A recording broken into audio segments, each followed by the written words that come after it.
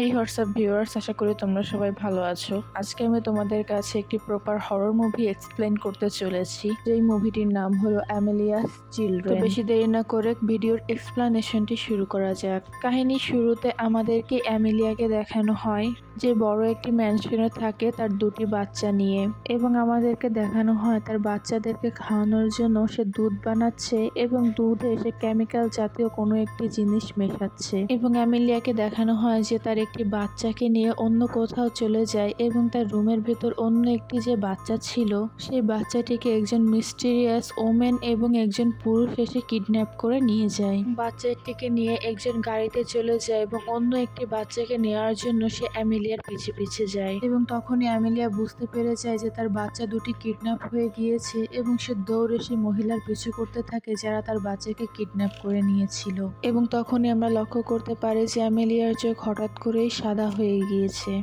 এবং অ্যামেলিয়া তার বাচ্চাদেরকে বাঁচানোর জন্য এত জোরে জোরে দৌড়াচ্ছিল এবং অ্যামেলিয়া তার বাচ্চাদেরকে বাঁচানোর জন্য এত দ্রুত দৌড়াতে থাকে যেন তাকে দেখে মনে হচ্ছে যে তার গায়ে কোনো সুপার ন্যাচারাল পাওয়ার এসে ভর করেছে। এবং যেই মহিলাটি অ্যামেলিয়ার বাচ্চাকে কিডন্যাপ করেছিল সে বুঝতে পারে যে তার সাথে যে লোকটি ছিল সে আর আসবে না, তাই সে তার গাড়ি স্টার্ট করতে শুরু করে। এবং অপরদিকে আমাদেরকে অ্যামেলিয়াকে দেখানো হয় যে অনেক জোরে দৌড়াচ্ছিল এবং তার হাতে অন্য আরেকটি বাচ্চা ছিল, তার মানে অ্যামেলিয়া সেই লোকটির কাছ থেকে তার বাচ্চাকে কেড়ে নিয়েছিল। এবং কিডন্যাপরত সেই বাচ্চাটিকে আমরা একটি রাস্তায় দেখতে পাই। মুভির শুরুতে কেন এই ঘটনাগুলো দেখানো হয়েছিল তার বিস্তারিত সম্পর্কে আমরা এখন জানতে পারবো। অ্যামেলিয়ার বাচ্চাগুলোকে কারাই বা কিডন্যাপ করতে চাচ্ছিল এবং কেনই বা অ্যামেলিয়ার চোখগুলো সাদা হয়ে গিয়েছিল এবং খাবারের দুধে কী বা মেশানো হচ্ছিল এগুলো সম্পর্কে জানতে পারবো। এই ঘটনার কয়েক বছর পর আমাদেরকে এডওয়ার্ডকে দেখানো হয় যে কিনা নিউ ইয়র্কে থাকে, এবং এডওয়ার্ড সেই বাচ্চাটি ছিল যাকে আমরা মুভির শুরুতে কিডন্যাপ হতে দেখেছিলাম। এবং এডওয়ার্ডের কাছে ওই শহরের সিটিজেন সার্ভে কর্পসালারা কল দেয় এবং তারা এডওয়ার্ডকে বলে যে আমরা আপনার বার্থডে তো খুঁজে পাচ্ছি না এবং আপনার বায়োলজিক্যাল বাবা মাকেও খুঁজে পাচ্ছি না। আপনি যদি আমাদের এই ইনফরমেশনগুলো দিতেন তাহলে ভালো হতো, প্লিজ এই ইনফরমেশনগুলো আপনি ইমেইলে পাঠিয়ে দিবেন। এবং এডওয়ার্ডও জানতো না যে তার বাবা মাকে। আমাদের কাছে মনে হয় যে যখন তাকে আমরা রাস্তায় দেখেছিলাম তখন হয়তোবা তাকে কেউ অনাথ আশ্রমে রেখে দিয়ে আসছিল, যার কারণে সেও জানে না যে তার বায়োলজিক্যাল বাবা মা কে।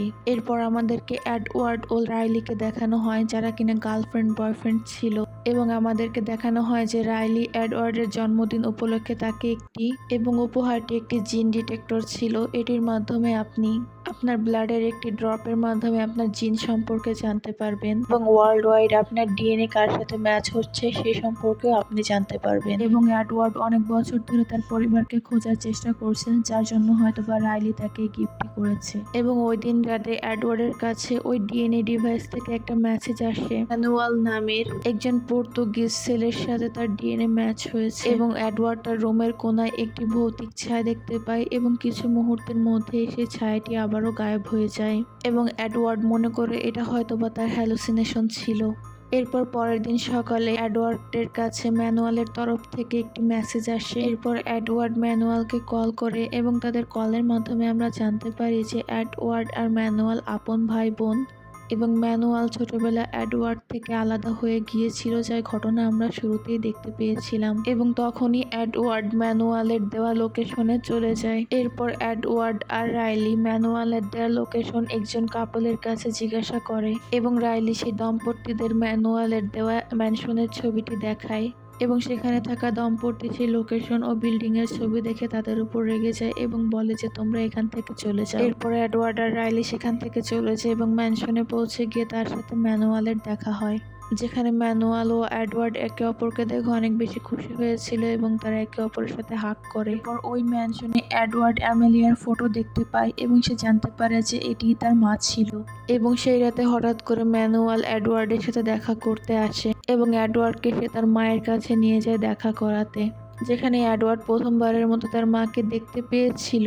তো ছবিতে যে অ্যামেলিয়াকে সে দেখেছে তার সাথে এই অ্যামেলিয়ার কোনো মিল নেই, কারণ তার হয়তোবা অনেক বেশি বয়স হয়ে গিয়েছিল, কিন্তু তারপরও অ্যামেলিয়ার বয়স অনুযায়ী সে একটু অন্যরকমই দেখাচ্ছিল। এর পরের সিনে আমাদেরকে এডওয়ার্ড ও রাইলিকে দেখানো হয়, যেখানে এডওয়ার্ড তার মায়ের বিষয়ে রাইলিকে বলছিল যে হঠাৎ করে কিভাবে সে তার মাকে দেখতে পেয়েছিল, কিন্তু রাইলি এই বিষয় নিয়ে বেশি একটা ভাবে না এবং অনেক বছর পর যেহেতু এডওয়ার্ড তার ফ্যামিলিকে খুঁজে পেয়েছিল সেটি নিয়ে রাইলি অনেক হ্যাপি ছিল। সিন শিফট হয়ে আমাদেরকে রাইলিকে দেখানো হয়, যার সাথে পরের দিন এডওয়ার্ডের মা অ্যামেলিয়ার দেখা হয় এবং তারা কিছু কথাবার্তা বলে এবং রাইলি অ্যামেলিয়ার মধ্যে কিছু অন্যরকম জিনিস দেখতে পায় এবং ওই দিনকে রাতে আমাদেরকে ম্যানুয়ালকে দেখানো হয় যে অ্যামেলিয়ার সাথে শুয়েছিল এবং তারা এতটা ক্লোজ ভাবে শুয়েছিল তাদের দেখে মনে হচ্ছিল না যে তারা মা এবং ছেলে। এবং তখন সেখান দিয়ে রাইলি যায় এবং যাওয়ার পথে তারা ম্যানুয়াল ও অ্যামেলির কথা শুনতে পায় এবং রাইলি পর্তুগিজ ভাষা বুঝতো না, যার কারণে সে পর্তুগিজ ভয়েস ট্রান্সলেটর অন করে নিজের ফোনে এবং তাদের কথাবার্তার মাধ্যমে আমরা অনেক আজব টাইপের কথাবার্তা শুনতে পাই, যেখানে অ্যামেলিয়া ম্যানুয়ালকে বলছিল যে তোমার বাচ্চা হবে এবং তোমার বাচ্চা হওয়ার পরই আমি তোমাকে আমার প্রধান বাচ্চার স্বীকৃতি দিব, যেটা অনেক বেশ ট্রিপি টাইপের কথাবার্তা ছিল। এবং অ্যামেলিয়া আরও বলে যে রাইলি বাহিরে দাঁড়িয়ে তাদের কথা শুনছে এবং শকিং করা বিষয় হলো যে অ্যামেলিয়া কি করে জানলো যে রাইলি বাহিরে দাঁড়িয়ে তাদের কথা শুনছে এবং এই কথা শোনা মাত্রই রাইলি তাদের রুমে চলে আসে এবং সে এডওয়ার্ডকে এসে বলে অ্যামেলিয়া এবং ম্যানুয়ালকে দেখে কোনোভাবেই মনে হয় না যে তারা মা এবং ছেলে। কিন্তু এডওয়ার্ড এই কথাটির বেশি একটা গুরুত্ব দেয় না, কারণ সে মনে করছিল যে রাইলি হয়তোবা কোনো ভুল বুঝেছে। এর পরের দিন রাইলিকে দেখানো হয় যে একটি রুমে কিছু ফটোস পায়, যেখানে পুরো একটি পরিবারের ফটো ছিল এবং সেখানে একজন দম্পতির ফটো ছিল, যেখানে থাকা পুরুষটি একদম পুরো এডওয়ার্ডের মতো দেখতে এবং পাশে থাকা মহিলাটি এডওয়ার্ডের মা অ্যামেলিয়ার মতো দেখতে। এবং এটি দেখার পরে রাইলি সেই বক্সটি বন্ধ করে তার রুমে চলে যায় এবং পরের দিন রাতে রাইলির একটি নাইটমেয়ার আসে এবং সে দেখতে পায় যে অ্যামেলিয়া অনেক ভয়ানক রূপ ধারণ করেছে এবং তাদের সুটকেসের ভেতর কিছু একটা খোঁজাখুঁজি করছে। এবং পরের দিন রাইলি লক্ষ্য করে যে তাদের সুটকেসকে থাকা কাপড় চোপড় ভাজানো অবস্থায় আছে, যা তারা মোটেও ভাজিয়ে নিয়ে আসেনি এখানে আসার সময়। এবং আমরা বুঝতে পারি যে ওটি রাইলির নাইটমেয়ার ছিল না, সত্যি সত্যি হয়তো বা কিছু একটা হয়েছে। এরপর রাইলি হাঁটতে হাঁটতে তার বন্ধুর সাথে কথা বলতে বলতে জঙ্গলের ভিতরে যায় এবং এডওয়ার্ডও তাকে খুঁজতে খুঁজতে সেখানে গিয়ে একটি স্টোরেজ রুম দেখতে পায় এবং সেখানে একটি লোককে দেখতে পায় যে কিনা অনেক বেশি কষ্টে ছিল এবং সে ফ্লোরে ঘষে ঘষে চলছিল। এটা দেখা মাত্রই এডওয়ার্ড সেখানে বেহুশ হয়ে যায়। এডওয়ার্ড যখন নিজেকে হুঁশে ফিরে পায় তখন সে দেখতে পারে যে সে ম্যানশনে আছে এবং ম্যানুয়াল তার কাছে একটি চা নিয়ে আসে এবং ম্যানুয়াল তাদের চায়ের ভিতরে একটি লিকুইড মিক্স করে দেয়, যেটি আমরা মুভির শুরুতে দেখেছিলাম যে অ্যামেলিয়াও মিক্সড করছে। এবং চাটি খাওয়া মাত্রই এডওয়ার্ড তার কন্ট্রোলে ছিল না এবং ম্যানুয়ালকে দেখতে পায় যে তার চোখ অ্যামেলিয়ার মতো হোয়াইট হয়ে যাচ্ছে এবং চাটি পান করা মাত্রই এডওয়ার্ডের কিছু নাইটমেয়ার আসে, যেখানে সে রাইলিকে দেখতে পায়। সেটা দেখে এডওয়ার্ড অনেক ভয় পেয়ে যায় এবং ম্যানুয়াল যেমন তেমন করে হোক এডওয়ার্ডকে আবারও সামলিয়ে নেয়। এরপর রাইলিকে দেখানো হয় যে পর্তুগিজ উইচের ব্যাপারে পড়ছিল এবং সে জানতে পারে যে এই উইচরা নিজের বাচ্চাদেরকে খেয়ে পুনরায় ইয়াং হতে পারবে। এরপর রাইলি এডওয়ার্ডের কাছে আসে এবং তাকে বলে যে তাদের এখান থেকে চলে যাওয়া উচিত, কারণ এখানে কিছু ঠিক ছিল না। কিন্তু সারপ্রাইজিংলি এডওয়ার্ড সেখান থেকে মোটেই যেতে রাজি হচ্ছিল না। পরের দিন রাইলি ফোনে কথা বলতে বলতে ম্যানশনের বাহিরে চলে এসেছিল এবং বাহিরে এসে সেই লেডিকে দেখতে পায়, যে লেডিকে তারা প্রথম দিন এই ম্যানশনের অ্যাড্রেস জিজ্ঞাসা করছিল। মহিলাটি রাইলিকে দেখা মাত্র তার বাড়িতে নিয়ে যায় এবং তাকে পর্তুগিজ ভাষায় কিছু বলার চেষ্টা করে এবং রাইলি ভয়েস ট্রান্সলেটরের মাধ্যমে সেই কথাগুলো বোঝার চেষ্টা করে এবং মহিলাটি তার নাম রাইলিকে ভিয়েরা বলে। এখান থেকে কাহিনীগুলো আপনাদের একটু ক্রিটিক্যাল মনে হতে পারবে, তাই আপনারা মনোযোগ দিয়ে শুনবেন। তখন মহিলাটি রাইলিকে কিছু ফটো দেখায় এবং এই ফটোগুলো ওই ফটোই ছিল যেখানে রাইলি ওই ম্যানশনে একটি বক্সের মধ্যে দেখেছিল, যেখানে ওই দম্পতির মধ্যে পুরুষ লোক রাইলিকে বলে যে এই ফটোর মধ্যে যেই পুরুষটি তার নাম হলো আর্থার এবং আর্থার নামের লোকটি এডওয়ার্ডের পিতা ছিল।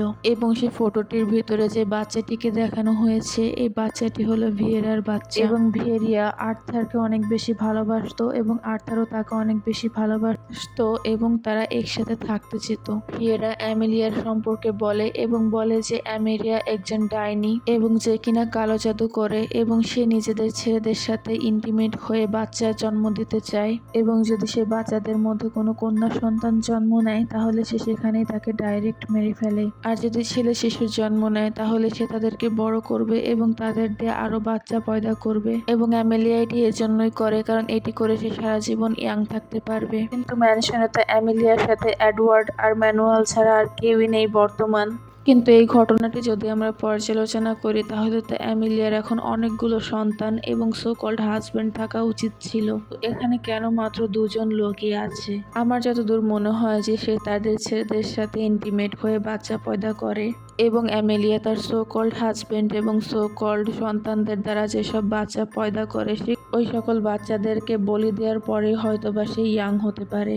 এবং ওই রাতে যখন রাইলি তাদের কথা শুনছিল, যেখানে অ্যামেলিয়া ম্যানুয়ালকে বলেছিল তোমার বাচ্চা হওয়ার পরে তোমাকে আমার মেইন ছেলে হিসেবে স্বীকৃতি দিব, তার মানে ম্যানুয়ালের দ্বারা যেসব বাচ্চা হবে সেগুলোকে বলি দেওয়ার মাধ্যমে হয়তোবা অ্যামেলিয়া ইয়ং হতে পারবে। এবং অ্যামেলিয়া যদি ইয়াং থাকতে চায় তাহলে তার এই প্রসেস বারবার করতে হবে, যার জন্য অ্যামেলিয়ার যে কোনো একটি ছেলেকে সবসময় জীবিত থাকতে হবে এবং সেই ছেলের দিয়ে সে যেসব বাচ্চা জন্ম নেয়াবে সেগুলোকে বলি দিয়ে সে সারা জীবন ইয়াং থাকতে পারবে। এজন্যই হয়তোবা ম্যানুয়ালকে অ্যামেলিয়া সারা জীবনের জন্য চুজ করেছে এই বাচ্চা পয়দা করার জন্য। যতদিন না ম্যানুয়াল মরবে ততদিন তার যেসব বাচ্চা হবে সেগুলোকে বলি দিয়ে অ্যামেলিয়া ইয়াং থাকবে। আই হোপ আপনারা এই মুভিটির মেইন থিম এখন বুঝতে পেরেছেন। এখন অ্যামেলিয়া যেহেতু একজন ডাইনি, তাই হয়তোবা সে তার কালো জাদু দিয়ে ম্যানুয়ালকে সম্পূর্ণ বশ করে রেখেছে। আবার এমনটাও হতে পারে যে ম্যানুয়াল স্বয়ং ইচ্ছাকৃতভাবেই অ্যামেলিয়ার সঙ্গ দিচ্ছে। এখন আমার যতটুকু মনে হয় যে এডওয়ার্ডের সাথেও এখন অ্যামেলিয়া শিওর একটি সম্পর্ক তৈরি করতে চায়, যার জন্যই সে এডওয়ার্ডকে অত দূর থেকে এখানে ডেকেছে। তাছাড়া হঠাৎ করে কিভাবে ম্যানুয়ালের সাথে এডওয়ার্ডের যোগাযোগ হবে, আবার এত দূর থেকে এডওয়ার্ড ম্যানুয়ালের সাথে দেখা করতে আসবে।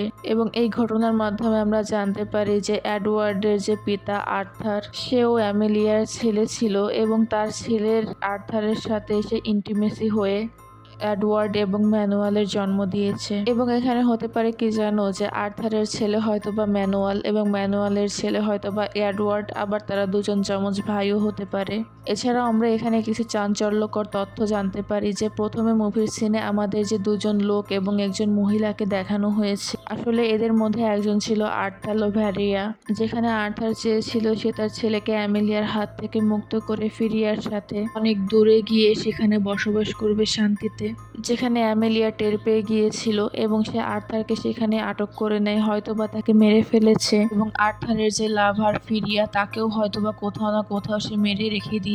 আবার এটাও হতে পারে যে ফিরিয়া মানে আর্থারের ছেলেকে নিয়ে হয়তোবা ভালোভাবে পালিয়ে গিয়েছিল, সেখানে হয়তোবা কোনো না কোনোভাবে অ্যামেলিয়া পৌঁছে গিয়েছিল, কারণ সে তো একজন ডাইনি, তার শক্তি দিয়ে হয়তোবা সে এটা করেছিল, যার কারণে মুভির শুরুর দিকে তাকে আমরা এত স্পিডের সাথে দৌড়াতে দেখেছিলাম। এবং এডওয়ার্ড সেই স্টোরেজ রুমে যে লোকটিকে দেখেছিল সেটি হয়তোবা আর্থার ছিল, যাকে অ্যামেলিয়া এখনো পর্যন্ত সেখানে কয়েদ করে রেখেছে।